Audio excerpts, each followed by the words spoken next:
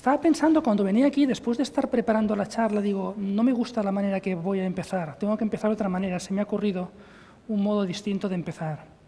Imaginaos que estáis en casa, tranquilamente, y recibís una llamada telefónica y os ofrecen una gran editorial, os ofrece que se redacte, que se elabore una novela en la que vosotros o vosotras seáis los protagonistas. O que os llama una productora diciendo, hay una parte de tu vida que nos interesa muchísimo, porque es muy interesante, tiene un mensaje que puede gustar y puede ayudar a la gente, y nos gustaría poder hacer una película siendo tú protagonista de un episodio concreto de tu vida o de un periodo de tu vida. Y vosotros decís, pues sí, pues la verdad es que me gustaría, me lanzo, estoy dispuesta a eso. Bueno, pues si estás dispuesto tenemos que firmar un contrato. Vas ahí, firmas el contrato, lógicamente, se va a hacer una novela de ese momento de mi vida, de ese periodo, o se va a hacer una película de esto, y pasa un tiempo, y después de haber trabajado todo esto, recibís la copia, el manuscrito de la novela, o recibís una visualización de la película que se ha hecho. Y ahí constatáis, para vuestra sorpresa, de que en esa novela no sois la persona protagonista, sino que ocupáis un papel completamente secundario y que vais a remolque de lo que dicen los demás, de las cosas que van pasando, no hay un guión claro. Y si fuera la película, exactamente lo mismo. ¿Qué haríais? ¿Cuál sería la reacción? Pongamos en esa tesitura. Iríamos al director de la productora, al director general, y diríamos, ¿esto qué es? Aquí está mi contrato. Ustedes dijeron que querían escribir una novela en la que yo fuera el protagonista principal, que yo fuera el actor principal en el caso de una película. Y sin embargo, soy un actor residual, soy un actor de segunda o tercera categoría. Por favor, eso que se cambie inmediatamente. ¿Qué pasa a veces en nuestra vida? A veces en nuestra vida lo que sucede es que no hay alguien que haya dicho vamos a redactar una novela sobre tu vida, ni una película, rodarla, sino que sencillamente somos nosotros los que por H o por B, por distintos motivos, tenemos que escribir nuestra biografía y optamos por ocupar en esa novela, que es nuestra novela, que es nuestra biografía, porque solo podemos escribir una biografía en nuestra vida, optamos por ocupar un papel secundario, un papel tangencial, un papel residual. Y además, como lo hacemos nosotros, pues no tenemos a quién quejarnos. Pero como estamos insatisfechos, tendemos a quejarnos de todo. Tendemos a lamentarnos. Tendemos a victimizarnos. Porque, en el fondo, no hemos tomado parte activa. Y si no tomamos parte activa, significa que tomamos parte pasiva. Es como si las cosas pasaran a nuestro alrededor sin que nosotros tengamos ni arte ni parte en lo que está sucediendo en nuestra vida. Y, por tanto, como no tomamos arte ni parte, tampoco se nos puede exigir responsabilidad. Nadie me puede criticar. Nadie me puede juzgar. Lo único que merezco es ser compadecido y consolado, porque yo, pobre de mí, no he hecho nada. Es decir, si algo he hecho ha sido seguir por donde me han llevado los acontecimientos de la vida. Yo no he sido el que llevaba el rumbo de mi vida. En el fondo, es una actitud que consiste en no estar dispuesto a correr el riesgo de la propia libertad. El riesgo de decir, yo tengo una biografía, yo tengo un guión, tengo un objetivo en la vida, tengo un plan, tengo un proyecto y voy a encauzar mi vida hacia ese proyecto. Claro, y uno se pasa la vida pues lamentando al no ejercitar la libertad, lamentando el ejercicio de la libertad ajena, que entiende, o que entendemos, a veces nos pasa, que esta es la causa de todos nuestros males. En ese sentido, ser víctima, pasar la vida de víctima, es una postura muy cómoda porque no te exige hacer nada, ni arriesgar nada. Y por tanto caemos en esos obstáculos que decía Kant, ¿verdad?, en este panfleto de finales del siglo XVIII, que es la Ilustración, en la comodidad y en la cobardía. Uno incluso lamenta no tener los talentos que tienen los demás, porque ellos sí que tienen suerte, ellos sí que son buenos, ellos sí que saben lo que hacen. Y sin embargo, yo, si tengo talentos, los míos no son como los demás. Y por tanto, muchas veces incluso soy incapaz de descubrir cuáles son mis talentos, cuál es mi genio, cuáles son mis bondades. Y por tanto voy por la vida inseguro, sin rumbo, viendo a ver los acontecimientos que van diciendo. Porque a mí me cuesta mucho ser el que toma la voz cantante, el que toma las riendas, el que lleva la batuta de mi propia vida. Y si tengo algún talento, opto por no arriesgarme a ocultarlo. Al menos eso que tengo que no lo pierda, pero no lo voy a arriesgar. Claro, y además esa actitud lleva a pensar que los demás son los culpables de mi situación. Y uno prácticamente podríamos decir que se carcome con ese pensamiento, ¿no? El victimista es una persona que normalmente suele ser bastante narcisista, bastante egocéntrica, porque casi todo lo mira en función de lo que los demás deberían haber hecho conmigo y no lo han hecho. Las equivocaciones que los demás han tenido conmigo. Y por eso yo estoy como estoy. Yo soy un resultado de los errores de los demás. Los demás han cometido errores conmigo. Y yo vivo de estos errores. Y por tanto no se me puede pedir nada. Si yo hubiera tenido la situación, si yo no hubiera tenido otros padres, si yo hubiera tenido otro ambiente escolar, si yo hubiera tenido otras oportunidades, si yo hubiera tenido, si yo hubiera. Y nos parapetamos, nos refugiamos precisamente en esta situación, ¿no?, en esa mentalidad. Pero es que no solo es narcisista el victimista, sino que el victimista es un ser pesimista, porque todo es un problema, porque las cosas van mal y además no hay nada que hacer. Y como no hay nada que hacer, lo mejor es dejarlo, dejar que las cosas sigan su curso, porque tampoco lo voy a resolver. Dejemos, no seamos ilusos, no seamos ingenuos, no seamos idealistas, toquemos de pies en el suelo. La cosa está mal y yo no la voy a arreglar, con lo cual yo dejo que el tiempo vaya pasando. Bien, podríamos decir que el pesimista o el victimista es una persona que pasa fácilmente del análisis a la parálisis. Analiza la realidad, la ve llena de pesimismo y entra en parálisis. Pues ante esto yo no voy a hacer nada, porque tampoco lo voy a arreglar. ¿Quién soy yo? Pretencioso de mí sería, ¿no?, querer arreglar algo que no es tan fácil. Si los demás estuvieran en la situación que yo estoy, qué fácil es hablar desde fuera, pero si éste supiera lo que a mí me ha pasado, no diría esto con tanta facilidad. Y nos equivocamos. Es como si el victimista en el fondo es un espectador de su propia vida. Uno, en vez de estar tomando parte activa y positiva en la vida, opta por ser espectador de su propia existencia. Y como su propia existencia le apena, lo que hace es fundamentalmente pasar la vida mirando a los demás, viendo qué hacen los demás y comparándose con los demás. Con lo cual, eso a uno le llena todavía de mayor amargura, de mayor insatisfacción, porque uno no está viviendo su vida. Está mirando la vida de los demás. Y eso no llena, eso no puede llenar de ninguna de las maneras. ¿Cuál es el error de fondo que hay ahí?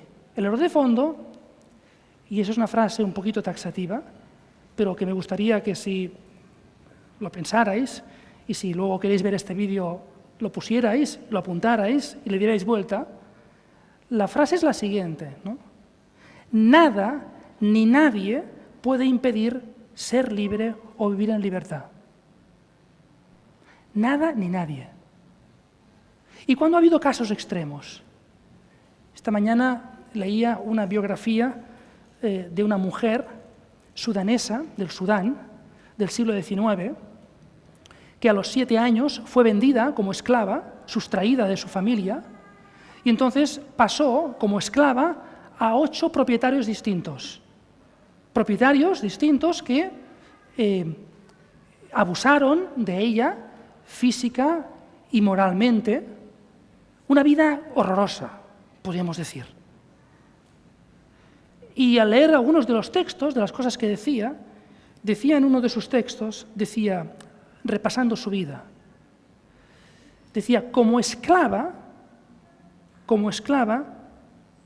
no me desesperé nunca, decía, porque sentía una fuerza misteriosa en mi interior que me sostenía. Porque sentía una fuerza misteriosa porque no se sabe muy bien de dónde proviene, pero está claro que es interior, que me sostenía. Incluso vamos a poner, imaginaos que tenéis que ir a la prisión, 4 o 5 años, horroroso. No voy a plantearme si estáis en la prisión por causa justa o por causa injusta. Ahí siempre hay 2 opciones. La primera, lamentarse y rebelarse, no aceptando la situación en la que uno está realmente, o decir, oye, y hay un punto de libertad que nadie me puede sustraer, y ese punto de libertad está en mi interior. Y aunque yo esté encerrado en 4 rejas aquí, en 4 paredes, yo puedo vivir la libertad en esa situación. Y yo puedo aceptar esa situación y vivir en libertad. Lo puedo hacer. Como Josefina Bakhita, que quizás la situación incluso puede ser peor, porque al fin y al cabo una prisión no tiene una condición de persona libre, aunque encerrada, pero es una que es esclavizada y es vendida por distintos propietarios a partir de los 7 años. Podéis imaginaros la vida de una persona así.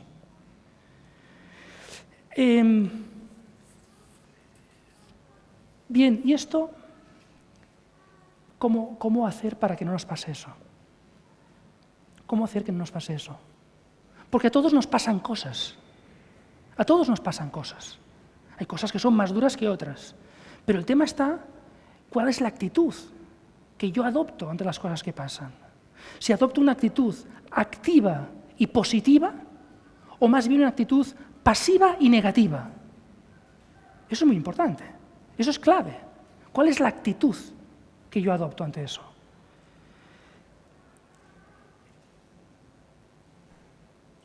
Y lo primero que uno tiene que hacer es decir, no, es que yo quiero escribir mi propia biografía, no quiero que me la escriban. Yo quiero ser el protagonista de mi vida, no quiero tener un papel secundario en mi propia vida, no lo quiero.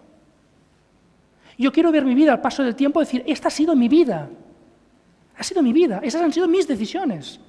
No las decisiones de fulano, de mengano, etc. No, mis decisiones. Con equivocaciones, con errores, con fragilidades, pero mis decisiones, mi vida, mi trayectoria. No la trayectoria de otras personas.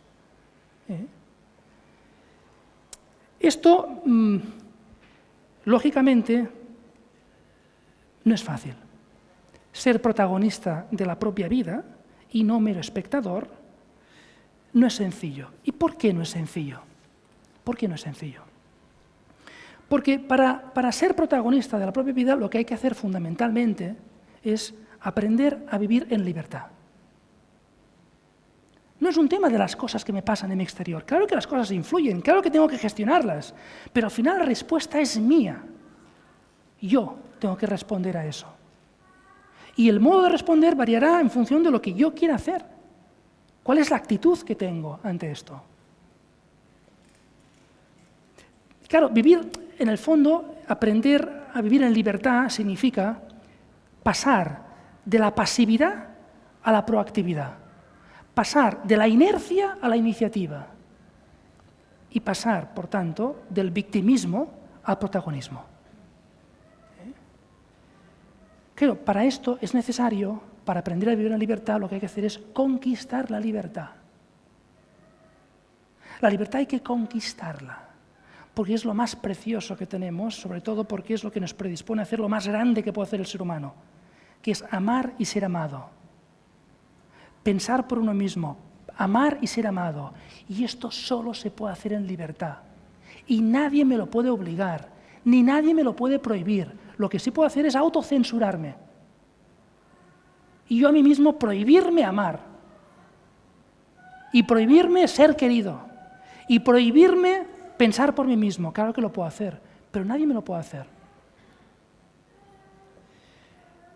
Claro, para conquistar la libertad, vamos paso a paso, hay como 3 cosas, que las enuncio, son muy claras. Para conquistar la libertad, primero hay que saber cómo se conquista la libertad. Luego hace falta un cierto esfuerzo, que no es lo único. Voy a decir 3 cosas y el esfuerzo es una parte. Pero a veces ya vemos la palabra esfuerzo y ya nos echamos para atrás. Esfuerzo, eso ya me da miedo, me da una cierta... Saber cómo. A veces en la vida es más importante la maña que la fuerza. Saber cómo, maña, cómo hay que hacerlo. Porque a veces no es un tema de hacer mucha fuerza, es saber dónde hay que aplicar la fuerza. Porque igual estamos aplicando la fuerza en un sitio equivocado y ahí quedamos extasiados, extenuados. No, aplica la fuerza en el sitio concreto. Y ahí con menos esfuerzo llegarás más lejos. Pero un mínimo de esfuerzo hace falta. Por tanto, hace falta saber cómo, es un poquito de esfuerzo y constancia. Constancia. Es importante la constancia en la vida. Y si nos estamos jugando una cosa importante como es nuestra libertad, que es lo que nos permite pilotar nuestra vida, pues oye, no podemos conquistar nuestra libertad en 5.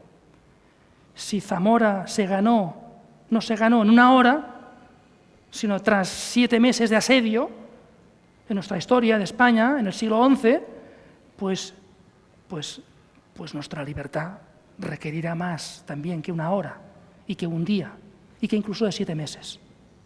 Porque nosotros somos mucho más importantes que una ciudad. Cada ser humano es mucho más valioso que una ciudad. Es que es Nueva York, me da igual, es que es London, me da igual, es que es... No, un ser humano vale más que una ciudad. Bien, esto no es sencillo. ¿Por qué no es sencillo? Porque en la cultura, porque en la cultura actual tiene 2 rasgos característicos que nos merman muchísimo, nos impiden la conquista de la libertad. ¿Cuáles son 2 rasgos? Un rasgo es la tendencia que tenemos a la gratificación inmediata de los propios deseos. Estamos en una sociedad en la que está hiperestimulada. Tenemos constantemente ofertas, posibilidades de distracción, un mundo feliz, Huxley, ¿verdad? Entretenimiento es una forma de gratificación, en el fondo, una forma de placer. Es lo que Byung-Chul Han dice en su libro La sociedad del cansancio. Eso nos genera una situación de un exceso de positividad y una carencia de negatividad. ¿Por qué? Porque no somos capaces de negarnos a cosas que están pasando. Vemos las cosas que van pasando y no queremos perdernos ni una sola. Queremos estar en todo. Eso nos hace especialmente vulnerables, frágiles, volátiles. ¿Yo a dónde voy? ¿Por qué tengo que estar abrevando en las aguas por doquier por donde paso? Pero yo, ¿cuál es el agua que quiero beber? ¿De ese charco? ¿Dónde quiero beber yo? ¿Cuál es el tipo de agua que yo quiero? Bueno, pues esto nos dificulta muchísimo, porque hemos dicho que es la importancia de la constancia, la importancia del esfuerzo. Si yo vivo en una cultura que está esa idea de la gratificación inmediata, pues lógicamente es difícil. Pero hay un segundo aspecto que también nos hace daño, nos hace pupa para conquistar nuestra libertad, y es la primacía que da hoy la sociedad actual, la cultura en la que vivimos, la primacía de la imagen, de la apariencia, de lo virtual sobre lo real y lo auténtico. Y eso nos hace daño. ¿Por qué? Porque cuando yo me instalo en la apariencia y en la imagen, a partir de ese momento lo importante no es quién soy yo, quién quiero ser, lo importante es quién tengo que aparentar frente a los demás. Y por tanto, lo importante es lo que los demás piensan, hacen, dicen o sienten. Y yo vivo a remolque de eso, porque yo estoy instalado en la apariencia.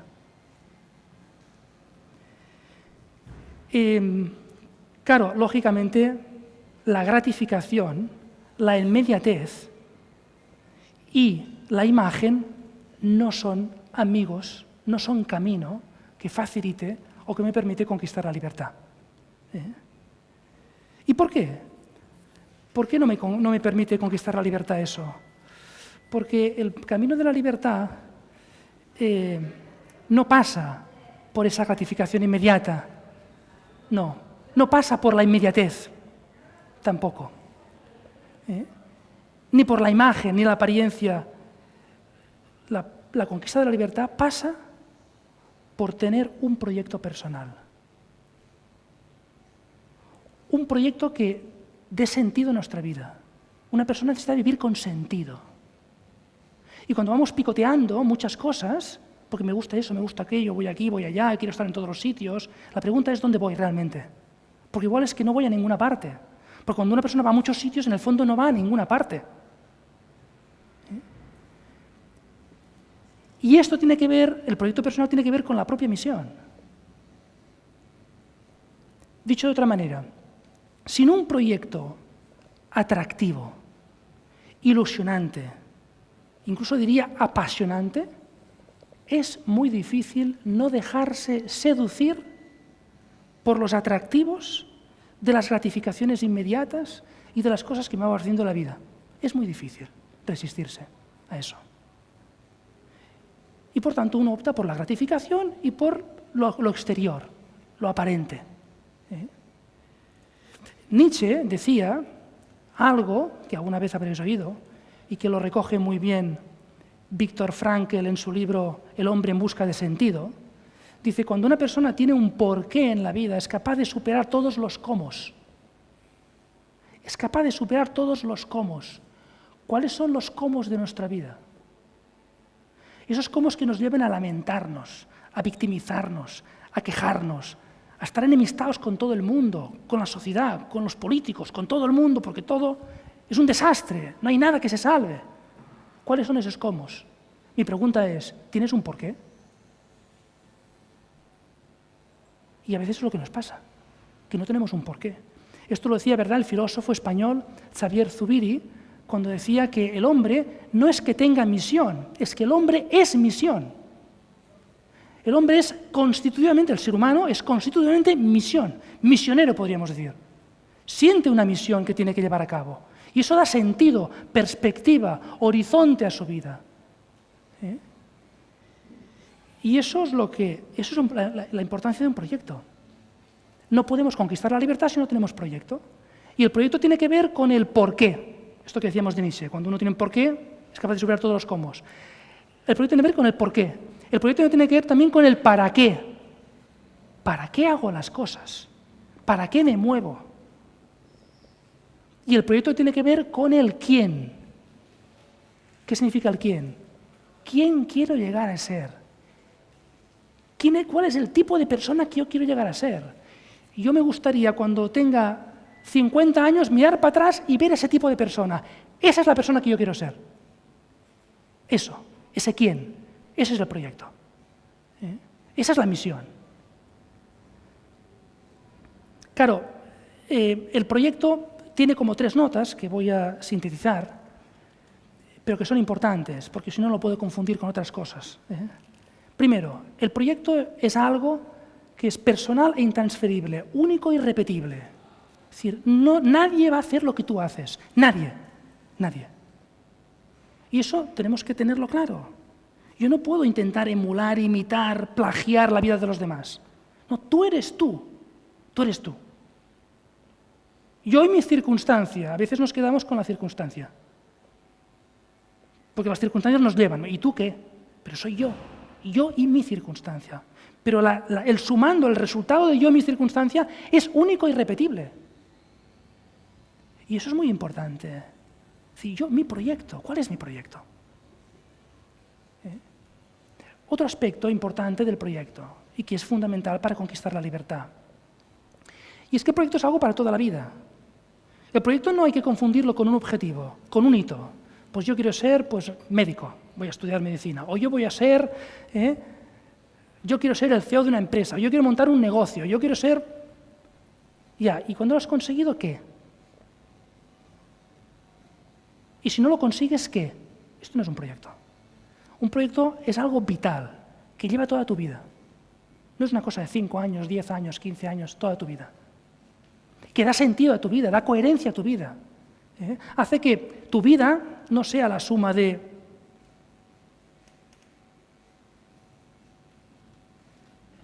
instantaneidades inconexas entre sí, sino que hay una biografía, hay una trayectoria, hay un guión, que lo tengo que ir cambiando, porque la vida, las cosas no vienen como yo quiero, pero yo soy el que voy viendo cómo tengo que responder según ese tipo de persona que quiero ser, cómo tengo que responder ante esa dificultad o esa tribulación que estoy pasando. Y otro rasgo del proyecto es que tiene que ser algo abierto a los demás.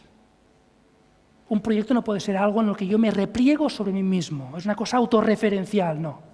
Tiene que ser una cosa que me lleve a abrirme a los demás. Las puertas de la felicidad se abren hacia afuera, no hacia adentro, hacia afuera. Y por tanto, tiene que ver, en el fondo, el proyecto con procurar el bien de los demás, que en definitiva es amar, procurar el bien de los demás. Bien, claro, la pregunta, y voy terminando, la pregunta sería, ¿es posible tener un proyecto así hoy en día? ¿Es algo real eso? ¿O hemos caído, lo que antes decía, del victimista que dice, oye, este tipo es iluso, ¿no? Es idealista, esto no es posible? Bueno, pues yo lo único que diría es, yo no quiero decir nada, sencillamente abrir los ojos, mirad a vuestro alrededor. ¿No conoceréis a alguna persona que la veis en su vida y decís, ese tiene un proyecto? Ese tiene un proyecto. Pues sí, entonces es una prueba palpable, ¿verdad? La observación de la realidad es la primera fuente de conocimiento. Pues si uno observa la realidad, dice, sí, hay gente que tiene un proyecto. Luego, si hay gente, no puedo decir, no, es que yo soy muy malo, no soy como los demás, ya estamos victimizándonos. No, yo también puedo hacerlo. Es decir, luego sí, es posible tener un proyecto. Ya la siguiente cuestión, ¿cómo llegar a tener, ¿no?, un proyecto y vivir conforme a él? Bueno, yo ahí resumiría 4 fases. 4 fases que explico en el libro que recientemente publiqué, hace un par de meses, porque creo que es el camino. Uno puede decir, bueno, en 3 fases sería suficiente. No, yo le pongo 4. La primera fase, es muy importante, es saber cuál es mi proyecto. A veces no tenemos un proyecto porque no sabemos cuál es mi proyecto. Bueno, a ver si alguien me lo dice. ¿Cómo que si alguien te lo dice? ¿Ya estamos esperando que alguien nos diga qué es lo que tengo que hacer? No, tendremos que saber nosotros cuál es mi proyecto, saberlo. Y para eso es muy importante conocerse, aceptarse, quererse. Saber cuáles son mis talentos, cuáles son mis dones, cuáles son mis puntos fuertes. Es muy importante eso, porque tengo que tomar una decisión que tiene que ver con mi vida, como soy yo, con mis luces y mis sombras. No me sirve repetir o emular lo que ha hecho otra persona o ha decidido otra persona. Yo tengo que saber cuál es mi proyecto. De ahí entramos en riesgo, ¿verdad? Ya me estoy arriesgando. A ver, no, es que no estoy seguro. Bueno, pues siempre podemos hablar con alguien que nos conozca, que nos aprecie, que sea discreta esa persona y luego nosotros hacemos, pero podemos hablar con alguien también, pero tenemos que hacer el esfuerzo personal. Es decir, ¿cuál es mi proyecto? Segunda fase, quererlo. ¿De qué sirve saber cuál podría ser tu proyecto si luego uno no quiere? Y es importante eso, porque podía haber dicho directamente, tercera fase, decidirlo. Ya, pero antes de decidirlo tendré que querer, ¿no? Porque entre el saber y el decidir tendré que activar yo la libertad, ¿no? Y la voluntad de decir, sí, quiero eso. Claro, van muy relacionados, ¿verdad? Querer y decidir. Y ahí podemos pensar, bueno, yo sé cuál podría ser mi proyecto.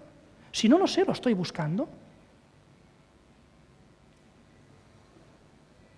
Si lo sé, ¿lo quiero? ¿Estoy dispuesto a dar un paso adelante? Y decir, sí, lo quiero y además voy a comprometerme en eso. Tomo la decisión y yo ante mí mismo, no ante notario, me parece ridículo lo ante notario.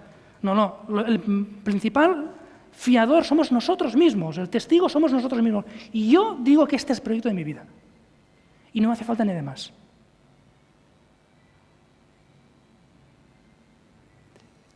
Y a veces, si no somos capaces de dar ese paso, la pregunta es, ¿por qué no? ¿Porque me da miedo? ¿Porque tengo miedo a fracasar? ¿A fallar? ¿A que los demás me puedan decir que soy demasiado original y por eso me equivoqué? ¿Porque fuiste demasiado original? ¿Tienes que haber hecho lo que hace todo el mundo? ¿Por qué? Y el cuarto paso, que es el que es más prolongado en el tiempo, es llevarlo a cabo. Cuando uno toma una decisión, creo que es una muestra de autoestima, y yo esto siempre lo he tenido muy claro para mí mismo, cuando yo tomo una decisión, he tomado la decisión. No voy para atrás.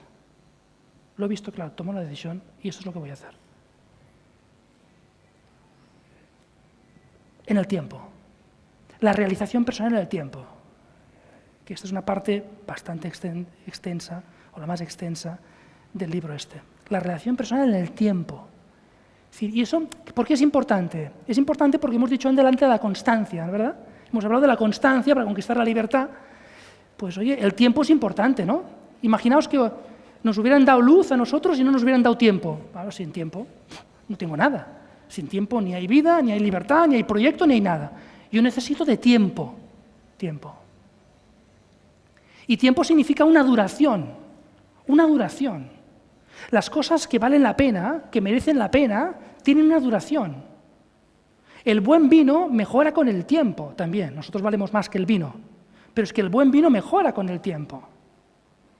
Yo necesito del tiempo para llevar a cabo este proyecto. Y el tiempo tiene que tener una consistencia, una lógica, una continuidad. Nuestra vida no puede ser, ¿verdad? Como antes he dicho,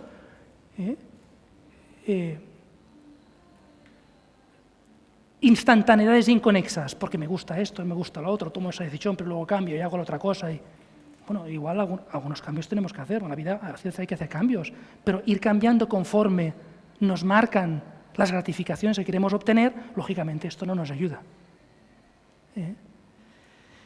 Y el tiempo es importante también en el sentido del tiempo presente. ¿Cuántas veces nuestro problema es que no vivimos a fondo el presente? No disfrutamos del presente. Llevamos una mochila detrás, que son las cosas que nos han pasado, y esto pesa muchísimo. El pasado.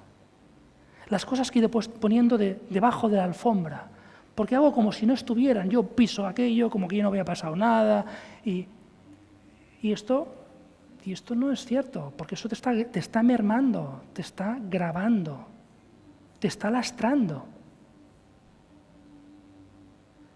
Y entonces, claro, vivimos el presente mermados por el pasado. Y ya no digamos el futuro, porque el futuro, con sus incertidumbres, ¿verdad?, nos generan angustia, ansiedad. Total, que el presente es el gran ausente. Y realmente el presente es lo importante, porque el presente es lo que tenemos por delante, es lo que está en nuestras manos.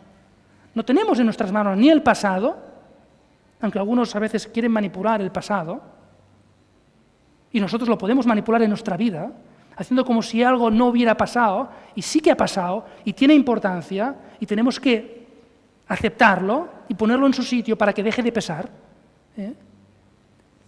Y el futuro.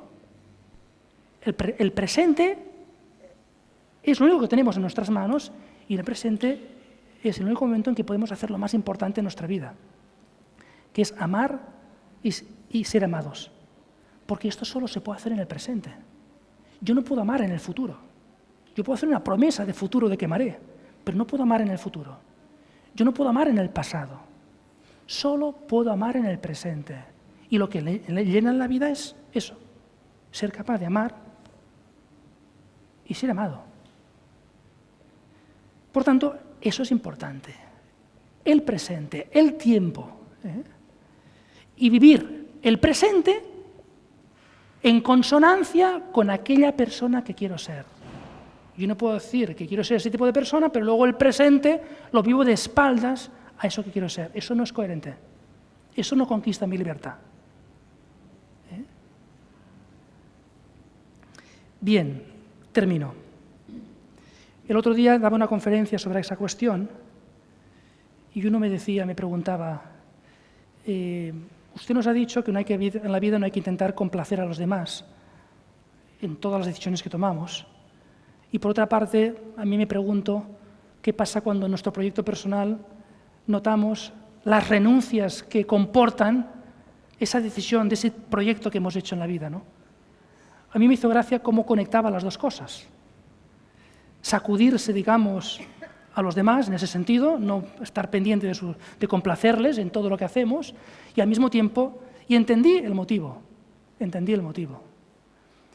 El motivo es que, claro, en el fondo digo, claro, yo no he hecho caso a esa persona, no la he complacido, pero ahora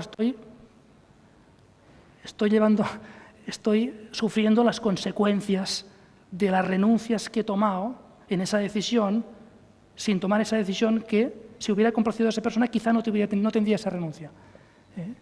Bien, en la vida tenemos que vivir nuestra vida, no la vida de los demás.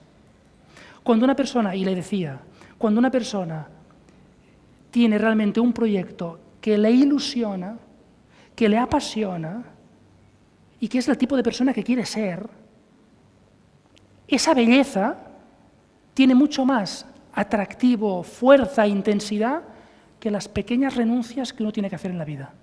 Que uno las mira y dice, pues sí, esto en comparación con lo que yo tengo entre manos, poquita cosa. Con lo cual, ¿hay renuncias? Sí, pero no es una renuncia tampoco tan fuerte. Porque lo que me estoy jugando sí que es fuerte, sí que es atractivo. En el fondo, el valor de la libertad depende de lo que queremos lograr con la libertad. Si tú con la libertad quieres lograr casi nada, el valor de la libertad es muy pequeño. Si con la libertad quieres conseguir una cosa muy grande, eso que quieres conseguir, que es muy grande, eso es lo que revaloriza tu libertad. Y por tanto no estás dispuesta a jugar con esa libertad, porque para ti la libertad no es un juguete, es algo muy potente, muy grande. Claro, y termino, el gran peligro, ¿verdad?, de intentar complacer a los demás en nuestra vida.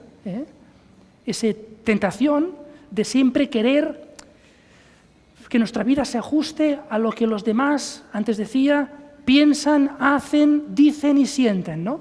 Y yo pienso, o digo, hombre, quizá tendremos que tener en cuenta esto en la relación con una persona. Esa persona piensa, siente, dice eso, pues lo tendré en cuenta en la relación con esa persona. Pero actuar así en mi relación con todas las personas y con todo el mundo no tiene sentido, porque eso me impide vivir mi vida. Y cuando yo actúo de esa manera, ¿cuál es el problema? El problema es que mi vida depende fundamentalmente del temor, del miedo. Una charla que ya dimos aquí, ¿verdad?, hace un par de meses, ¿no?, del temor. Y cuando tenemos miedo, pues nos impide amar. Y si nos impide amar, ¿para qué sirve la libertad? Muchísimas gracias.